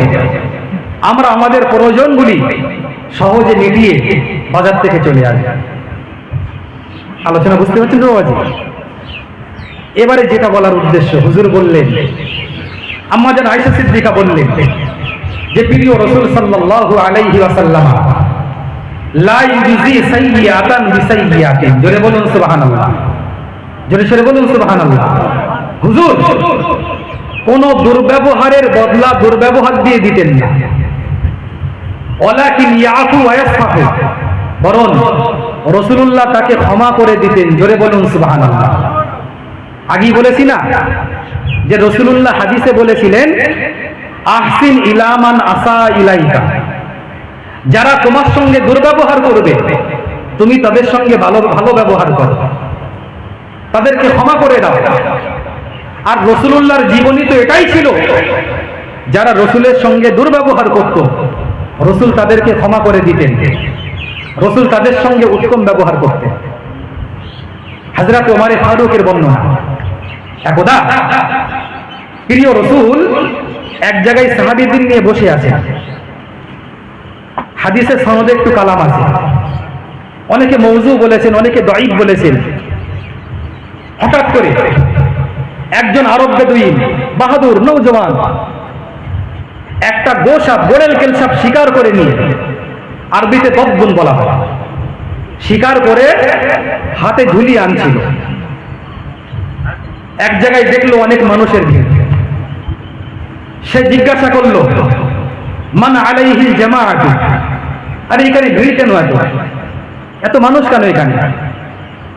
লোকেরা বলল, হুনাকা রাজুলুন ইয়াজুমু আন্নাহু নাবিয়্যুন, এইখানে একজন মানুষ আছেন যিনি নিজেকে নবী বলে দাবি করে, ওনার নাম মুহাম্মদ। লোকটা তখন লোকেদেরকে সরিয়ে সরিয়ে একেবারে রাসূলুল্লাহর সামনে দিয়ে দাঁড়ানো, দাঁড়িয়ে গোড়েল কেল সাপকে, মরা গোড়েল কেল সাপ শিকার করা, এরকম ভাবে ফেলে দিল, রাসূলুল্লাহ সামনে পড়ল। তারপরে বুক উঁচু করে বলল, মুহাম্মদ, মুহাম্মদ, উরিদু আন আকতুলাকা। রেগে মেগে বলল, আমার মন চাইছে তোমাকে হত্যা করে দিতে, তোমাকে হত্যা করি। সাহাবীদের সামনে, সেখানে হযরত ওমর, হযরত ওসমান, অন্যান্য সাহাবীরা। হযরত ওমর বললেন, ইয়া রাসূলুল্লাহ দানি আকতুলু হাদাল আদুব, আমাকে ছেড়ে দিন, এই মানুষটাকে হত্যা করে দিন। এর কি বুকের পাটা আপনার সামনে এরকম কথা বলে? আমাদের সামনে বলে একে হত্যা করে দিই। হুজুর বললেন, ওমর লা তাকতুলহু ফাদআহু, ওকে হত্যা করো না, ছেড়ে দাও। এরপরে লোকটা দাঁড়িয়ে বলল, মুহাম্মদ লা উমিনু বিকা হাত্তা ইউমিনা হাযা আদ-দাব্ব, আমি তত সময় তোমার উপরে ঈমান আনবো না, তোমাকে নবী বলে মানবো না, যত সময় না পর্যন্ত আমার এই গোড়েলকেল সাপটা তোমাকে নবী বলে না মানবে। কিরকম গোড়েলকেল সাপ? জীবিত না মৃত? মৃত, স্বীকার করা। আর তার উপরে তো গোড়েলকেল সাপ, কি কথা বলবে? ও ভাবলো যে মরা গোড়েলকেল সাপ কোনোদিন জীবিতও হবে না, নবী মুহাম্মদকে নবী বলেও মানবে না, আর আমাকেও নবী বলে মানতে হবে না। প্রিয় হাজিরিন, সংক্ষেপ করি, প্রিয় রাসূল সাল্লাল্লাহু আলাইহি ওয়াসাল্লাম, প্রিয় রাসূল সাল্লাল্লাহু আলাইহি ওয়াসাল্লাম ওই সময় গোড়েলকেল সাপকে ডেকে বললেন, ইয়া বাব, আরবিতে দব্বুন বলা হয়, গো সাপ, গোড়েলকেল সাপ। ইয়া বাব, হে গোড়েলকেল সাপ। বর্ণনাকারীরা বর্ণনা দিয়েছে, আল্লামা তবরানী রহমাতুল্লাহ আলাইহির বর্ণনা। প্রিয় রাসূল যেই না ডাকলেন, ইয়া বাব, হে গোড়েলকেল সাপ, হযরত ওমর বর্ণনা দেন, আস্তে আস্তে দেখতে পাওয়া গেল সাপটা নড়াচড়া করছে। আগে কি ছিল? মরা, স্বীকার করা, নড়াচড়া করছে এবং সেই সঙ্গে সঙ্গে মাথা উঁচু করল। মাথা উঁচু করে বলছে, লাব্বাইকা ওয়া সা'দাইকা ইয়া যাইনা মান ওয়াফাল কিয়ামা। জোরে বলুন সুবহানাল্লাহ। লাব্বাইক ওয়া সা'দাই, ইয়া রাসূলুল্লাহ, ইয়া হাবিবাল্লাহ, আমি হাজির, আমি উপস্থিত। ইয়া যাইনা মান ওয়াফা আল আখিরা, আখিরাতের ময়দানে যিনি সবার থেকে শ্রেষ্ঠ হবেন, সেই নবীর সামনে আমি উপস্থিত। জোরে বলুন সুবহানাল্লাহ। হুজুর বললেন, ইয়া রব মান তা'বুদ, মান তা'বুদ, তুই কার ইবাদত উপাসনা করতিস? কার ইবাদত করতিস? দেখেন, ইবাদত ভিন্ন ভিন্ন হয়। মানুষদের জন্য ইবাদত নামাজ, কালাম, তাসবিহ, তাহলিল, কোরআন তেলাওয়াত, কিন্তু প্রাণীদের জন্য ইবাদত তো নামাজ না, তাদের জন্য কোরআন তেলাওয়াত না, ওদের ইবাদত হলো তাসবিহ। কোরআন শরীফে আল্লাহ বলেন, ওয়ালাকিন লা তাফকাহুনা তাসবিহাহুম, আমার সমস্ত মখলুক তারা সবাই আমার তাসবিহ পাঠ করে। ওয়ালাকিন লা তাফকাহুনা তাসবিহাহুম, কিন্তু তোমরা তাদের তাসবিহ বুঝতে পারো না। কোকিল কুকু করে, আমরা কুকু শুনতে পাই, কিন্তু ওর মধ্যে আল্লাহ তাসবিহ পাঠ করে। হয়তো একটা কুকুর ঘেউ ঘেউ করছে, আমরা বুঝতে পারি না, হয়তো সে তার ডাকে আল্লাহ পাকে তাসবিহ পাঠ করছে। জোরে বলুন সুবহানাল্লাহ। প্রত্যেকটা প্রাণী আল্লাহ তাসবিহ পাঠ করে। তা হুজুর বললেন, ইয়া বাব মান তা'বুদ, তুই কার ইবাদত করিস? অতক্ষণ পরিষ্কার বলল। হযরত ওমর বলেন, ফাতাকাল্লামা বিকালামিন আরাবিয়্যিন মুবিন। জোরে বলুন সুবহানাল্লাহ। ফাতাকাল্লামা, গোসাপ কথা বলতে লাগলো, বিকালামিন আরাবিয়্যিন মুবিন, একেবারে পরিষ্কার আরবি ভাষায়। জোরে বলুন সুবহানাল্লাহ। পরিষ্কার আরবি ভাষায় কথা বলছিল। সে বলছিল, আমি সেই সত্তার ইবাদত করি, আল্লাযী ফিস সামাই আরশুহু, যার আরশ আকাশে, অফিল আরদি সুলতানুহু, যার ক্ষমতা পুরো দুনিয়াতে। জোরে বলুন সুবহানাল্লাহ। অফিল জান্নাতি রহমাতুহু, এবং যার রহমত আল্লাহ পাকের জান্নাতে। জোরে বলুন সুবহানাল্লাহ। অফিন নারি আযাবুহু, এবং জাহান্নামের মধ্যে যে স্রষ্টা, যে প্রভুর শাস্তি আছে, আমি সেই আল্লাহ, সেই প্রভুর ইবাদত বান্দিগি করি। জোরে বলুন সুবহানাল্লাহ। মরা গোড়েলকেল সাপ কথা বলা শুরু করেছে। প্রিয় হাজিরিন, এরপরে রাসূলুল্লাহ বললেন, ইয়া আবাব মান আনা, আমি কে, আমি কে? গোসাপ তখন পরিষ্কার বলেছিল, আনতা সাইয়্যিদুল মুরসালিন, আনতা খাতাবুন নাবিয়্যিন, আনতা রাহমাতুল লিল আলামিন, ইয়া রাসূলুল্লাহ ইয়া হাবিবাল্লাহ, আনতা সাইয়্যিদুল মুরসালিন। জোরে জোরে বলুন সুবহানাল্লাহ। আপনি হলেন সমস্ত মুরসালিন, সমস্ত রাসূলদের সরদার। আপনি হলেন খাতাবুন নাবিয়্যিন, সমস্ত নবীদের শেষ নবী। আপনি হলেন রাহমাতুল লিল আলামিন, সমস্ত নবীদের আপনি হলেন সমস্ত জগতের জন্য রহমত স্বরূপ। জোরে জোরে বলুন সুবহানাল্লাহ। দেখলেন, রাসূলুল্লাহ রাগ করেননি, ও বলছিল হত্যা করব, রাসূল কিচ্ছু বলেননি। তার ফলস্বরূপ কি হলো? ও থাকতে না পেরে নিজের হাত দুখানা বাড়িয়ে দিয়ে প্রিয় রাসূলের কদমে লুটিয়ে পড়ে বললেন, ইয়া রাসূলুল্লাহ, আমাকেও আমাকেও আপনার সাহাবীদের দলভুক্ত বানিয়ে নেন। জোরে বলুন সুবহানাল্লাহ।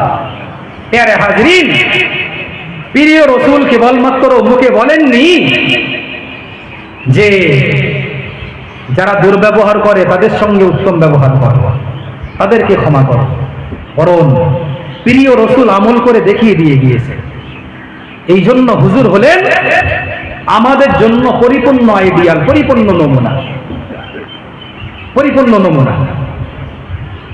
অনেক বড় বড় আমরা আলেম জানি, অনেক বড় বড় আইডিয়াল আমাদের আছে, যারা আমাদের সামনে এক প্রকার বলে, কিন্তু তারা আমলে কিন্তু ওটা করে না। অনেক নেতা আমাদেরকে বলে মারপিট করতে, ওরা কিন্তু পিছন থেকে পালায়। তার মানে পূর্ণ আইডিয়ালের না। কোন আলেম যদি আমাকে বলে তাহাজ্জুদের নামাজে এই ফজিলাত ওই ফজিলাত, তাহাজ্জুদের নামাজ পড়তে হবে, আর তিনি যদি না পড়েন, তার মানে কথার সঙ্গে কাজের মিল হলো না, পূর্ণ আইডিয়াল হতে পারলেন না। কেউ যদি আমাকে বলে 5 ওয়াক্ত নামাজ পড়ে, তিনি 5 ওয়াক্ত নামাজ পড়েন না, তিনি উত্তম আইডিয়াল না। তিনি যেটা বলবেন তার আমল ওটাই হবে। এটা যদি হয়, তিনি হবেন উত্তম আইডিয়াল। আর আখিরি জামানার নবী প্রিয় রাসূল সাল্লাল্লাহু আলাইহি ওয়াসাল্লামকে আল্লাহ পাক রব্বুল আলামিন আমাদের জন্য পূর্ণ আইডিয়াল এই জন্য বানিয়েছেন যে রাসূল মুখে যেটাই বলেছেন সেই অনুপাতে কি করেছেন? আমলও করেছেন।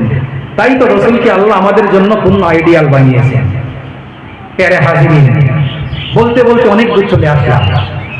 এখন আমরা রাসূলকে কি হিসাবে আইডিয়াল হিসাবে গ্রহণ করতে পারি, রাসূলকে আমরা কেমন নমুনা গ্রহণ করতে পারি, তো এ সম্পর্কে বিস্তারিত আলোচনার অনেক সময় আমি আশা রাখছি চাচাজান তিনি আপনাদের সামনে অনেক আলোচনা করেছেন। আলোচনার জন্য সব থেকে সুন্দর জায়গা মসজিদ, সুন্দর পরিবেশ হয়। আর জুমার দিনে সপ্তাহে সপ্তাহে একটা নতুন নতুন বিষয় আলোচনা করা যায়। তিনি অনেক আলোচনা করেছেন, আগামীতেও করবেন ইনশাআল্লাহ। আমি কেবলমাত্র একটুখানি বোঝানোর জন্য এ সম্পর্কে বলে আজকের মতন বক্তব্য ইতি করবে ইনশাআল্লাহ। উদাহরণস্বরূপ আজকের আমরা একটা বিষয় শুনলাম, প্রিয় রাসূল সাল্লাল্লাহু আলাইহি ওয়াসাল্লাম তিনি হাদিস শরীফের মধ্যে জানিয়েছেন, তোমরা উবুড় হয়ে ঘুমাবে না, বুকের উপরে ঘুমাবে না, পেটের উপরে উপর হয়ে ঘুমাবে না। কারণ ইন্না হাদিহি বিজআতু আহলিন নার। জোরে বলুন নাউযুবিল্লাহ। এটা হলো জাহান্নামীদের শোয়া। উবুড় হয়ে শোয়া জাহান্নামীদের শোয়া। এরকম ভাবে শোবে না, হুজুর বললেন। এখন হাদিসটা শোনার পরে হয়তো আমার জীবনে আগে এমনটা অভ্যাস ছিল যে আমি উবুড় হয়ে শুতাম। এবারে আমি আমার জীবনের পরিবর্তন আনার চেষ্টা করব। যে যতক্ষণ আমি জেগে থাকবো চেষ্টা করব, যতই কষ্ট হোক অস্বস্তি হোক না কেন, আমি উবুড় হয়ে শোব না। বুঝতে পারছেন তো? যদি আমল শুরু করে দেই, আমি রাসূলুল্লাহকে আইডিয়াল হিসেবে গ্রহণ করলাম। আপনি একটা কিতাব কিনে নেন, একটা হাদিসের কিতাব বা রাসূলুল্লাহর জীবনী, বেশি না প্রতিদিন এশার নামাজের পরে সমস্ত কাজ থেকে অবসর হয়ে একটা হাদিস পড়েন, একটা হাদিস, মাত্র 10 মিনিট লাগবে। হাদিস শরীফ পড়ে আপনি দেখলেন এই হাদিসে আমলের কথাটা বলা হয়েছে, রাসূলুল্লাহর এই সুন্নতের কথা বলা হয়েছে। কি পড়লেন? যে রাসূল আমার মিসওয়াক করা পছন্দ করতেন, মিসওয়াক করা। আপনি এটা পড়ার পরে মনে মনে নিয়ত করলেন যে আমি হুজুরের এই সুন্নাতটা গ্রহণ করব, আমল করা শুরু করলেন। পরের দিন বাজারে গিয়ে একটা দোকান থেকে মিসওয়াক কিনে বা 68 গাছ ভেঙে নিয়ে বা নিমের ডাল ভেঙে নিয়ে মিসওয়াক করা শুরু করলেন। আপনি রাসূলুল্লাহর একটা হাদিসের উপরে আমল করে হুজুরকে আইডিয়াল হিসাবে আপনি গ্রহণ করলেন। জোরে বলুন সুবহানাল্লাহ। পরের দিন আবার একটা হাদিস পড়লেন, হাদিস পড়ে দেখলেন যে প্রিয় রাসূল সাল্লাল্লাহু আলাইহি ওয়াসাল্লাম হাদিস শরীফের মধ্যে জানিয়েছেন যে আল্লাহর কাছে প্রিয় বাক্যর মধ্যে একটা বাক্য হলো লা ইলাহা ইল্লাল্লাহ, লা ইলাহা ইল্লাল্লাহ। এটা পড়লেন, আপনি মনে মনে ভাবলেন যে হুজুর যখন সার্টিফিকেট দিয়েছেন, হুজুর যখন বলেছেন লা ইলাহা ইল্লাল্লাহ আল্লাহর প্রিয় বাক্য, তো আমি আমার জীবনে এই বাক্যটা বেশি বেশি পাঠ করব। যখনই সময় হবে একটু জবান হেলিয়ে লা ইলাহা ইল্লাল্লাহ পাঠ করব। আমল শুরু করে দিলেন। জানেন, একটা একটা করে সুন্নতে আমল শুরু করলে পরে আপনার জীবনের পরিবর্তন আসবে। আর শুধু জীবনের পরিবর্তন না, আপনি শ্রেষ্ঠ উম্মতের পরিচয় দিবেন। শুধু শ্রেষ্ঠ উম্মতের পরিচয় না, বরং সেই সঙ্গে সঙ্গে আপনি শ্রেষ্ঠ নবী, শ্রেষ্ঠ রাসূলের ইত্তেবা অনুসরণ করলেন, তাই তো নাকি? আরেকটা কথা শুনেন, আপনি এগুলো করতে পারলে কি হবে? প্রিয় রাসূল সাল্লাল্লাহু আলাইহি ওয়াসাল্লাম বলেন, মান আহাব্বা সুন্নতি ফাকাদ আহাব্বানি ওয়া মান আহাব্বানি কানা মাই ফিল জান্নাহ। যে ব্যক্তি আমার সুন্নাতকে ভালোবাসবে, ফাকাদ আহাব্বানি, সে তো আমি রাসূল আমাকে ভালোবাসলো। জোরে বলুন সুবহানাল্লাহ। ওয়া মান আহাব্বানি কানা মাই ফিল জান্নাহ।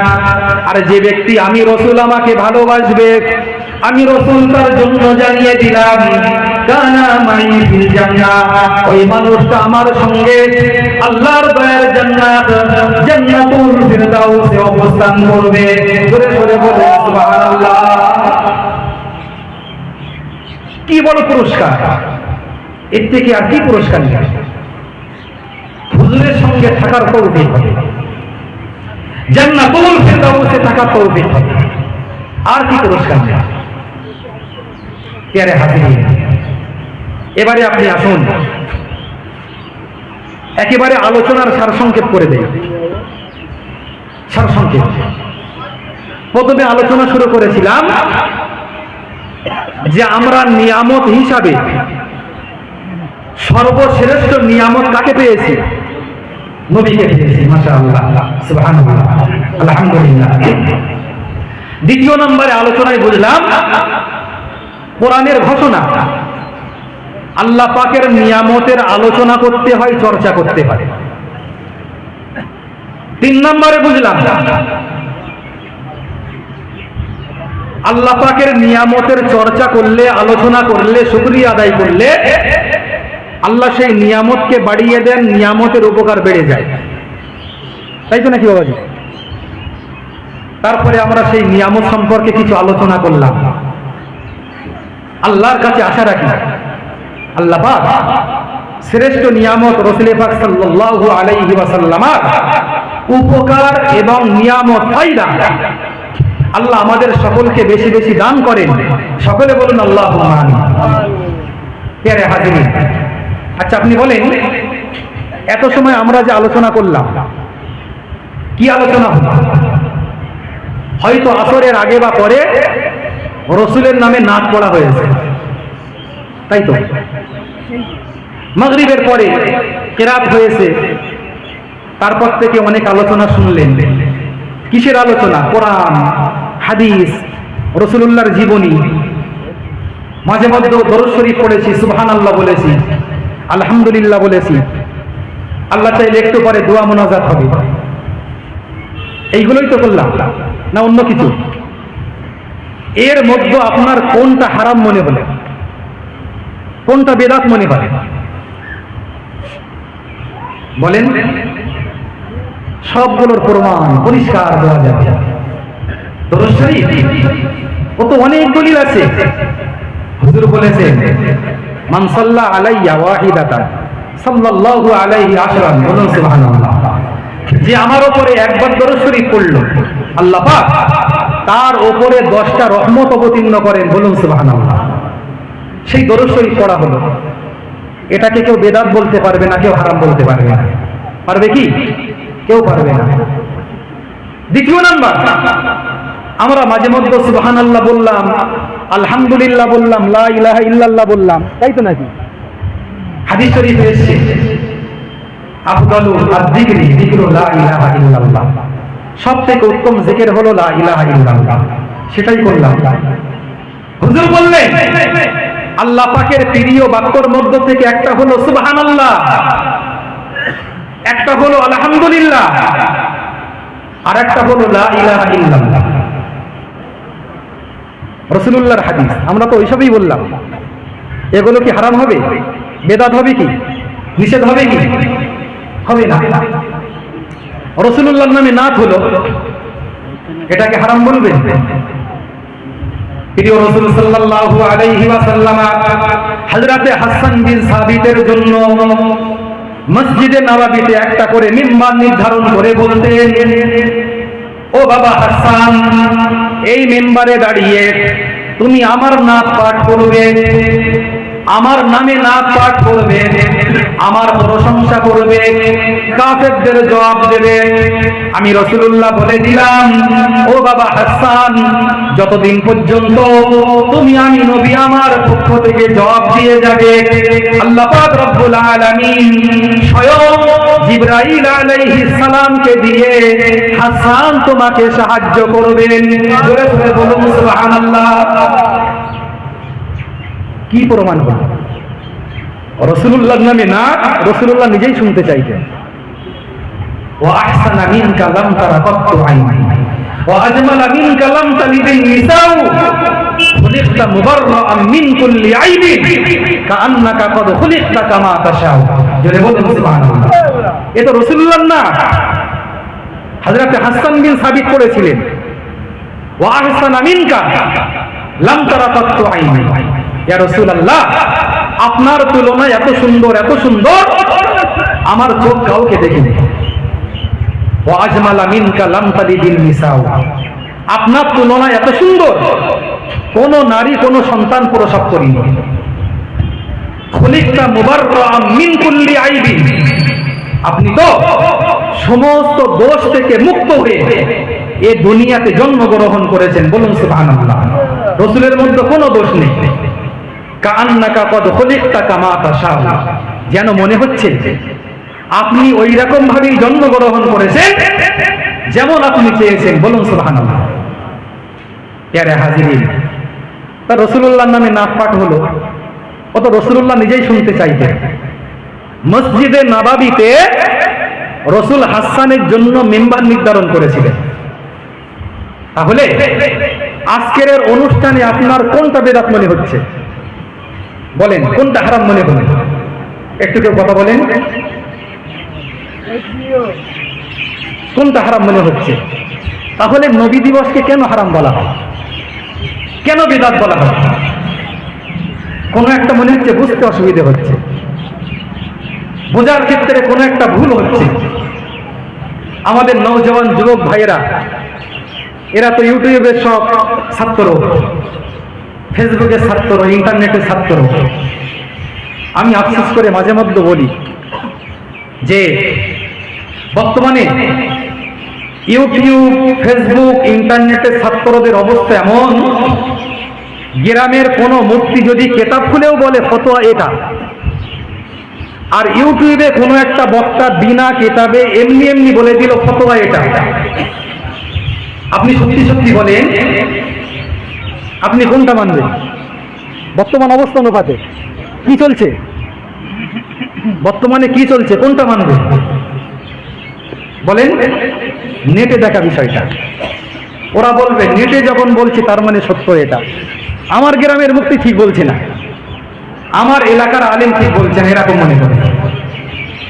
হালাকে প্রিয় রাসূল বলেছেন যে তোমরা যাদের থেকে দিন গ্রহণ করবে আগে তাদেরকে দেখে নাও। হযরত মুহাম্মদ বিন সিরিন বলতেন যে তুমি কার থেকে দিন গ্রহণ করছে তাকে তুমি দেখবে না, তার পরিচয় জানবে না, তার ইলম কেমন তুমি জানবে না, সে কেমন, কি মাযহাবের, কি মতে কে জানবে না। নেটে ভাইরাল হলো, দেখলে তাতেই পাগল হবে। প্যারে হাজিরিন, আফসোস করে বলতে হয়, ইতিপূর্বে একটা আপনারা হাদিস শুনেছিলেন নেটে, যে কোন রমজান মাস যদি 15ই রমজান শুক্রবারে পড়ে তাহলে রাসূল বলেছেন বিকট আওয়াজ হবে, তাতে অসংখ্য মানুষ মারা যাবে। শুনেছিলেন কেউ? গত রমজান, তার আগের রমজান শুক্রবারে পড়েছিল 15ই রমজান। ওই সময় নেটে খুব ভাইরাল হয়েছিল, খুব ভাইরাল হয়েছিল। আমি প্রথম জুমার দিনই মসজিদে বলেছিলাম এটা জাল হাদিস, এটা মওযু হাদিস, এটা হাদিস না। অনেকে বলল নেটে বলছে, তো ইন্টারনেটে এটা প্রচার পাচ্ছে। আমি বললাম যত ইন্টারনেটে বলুক না কেন এটা জাল হাদিস। কারণ মুস্তাশরিকরা,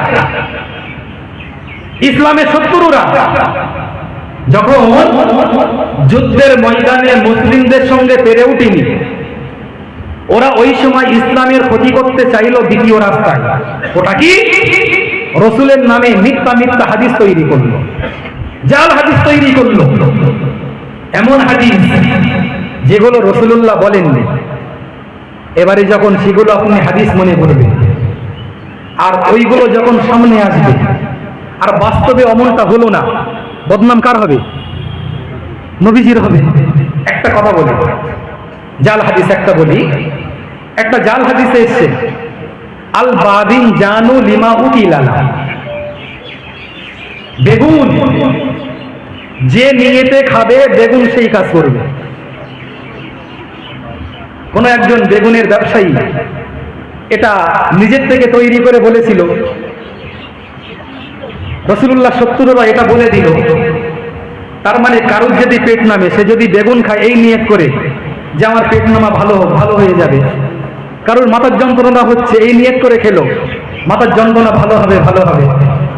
কেউ ধনী হতে চাইলো বেগুন খেয়ে ওই নিয়তে ধনী হয়ে যাবে, এটাই যেন প্রমাণ হচ্ছে। এটা হলো জাল হাদিস।